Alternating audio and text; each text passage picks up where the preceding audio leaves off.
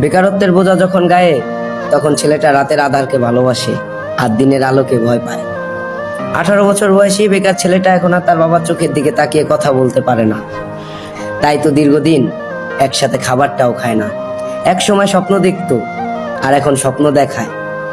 বাস্তবতা ধাক্কায় জীবন কতটা পরিবর্তন হয় একমাত্র 18 বছর বয়সী বেকার ছেলেটাই শিখায়। ঘরের বেকার ছেলেটা ঝোল হিসাবে বাবার শরীরের রক্ত পান করে, আর ভাত হিসাবে বাবার শরীরের মাংস চিবায়। হঠাৎ নিজের কাঁধে দায়িত্ব দেখে হতাশায় পড়ে যায়। বসন্তীকালে শারীরিক পরিবর্তন ঘটে, এটা বইয়ের মাধ্যমেই শেখা। তবে জীবন পরিবর্তনের কথা কেন বলা হয়নি? ব্যক্তিগত নিজেকে কেন বুঝতে হয়? কাকেই বা প্রশ্ন করি, কারো কাছে তার উত্তর নাই। তবে তোমরা ছোট যারা রয়েছো, তারা বেকারত্বকে অবহেলা মনে করো না। একটা অবাক করা বিষয় হচ্ছে, আমরা 18 বছর বয়সী ছেলেরা দেখাই যে আমরা ভালো আছি, ভালো থাকি। তবে মুখোশ আর মুখের হাসির আড়ালে আমরা সবাই হতাশায় ভুগি।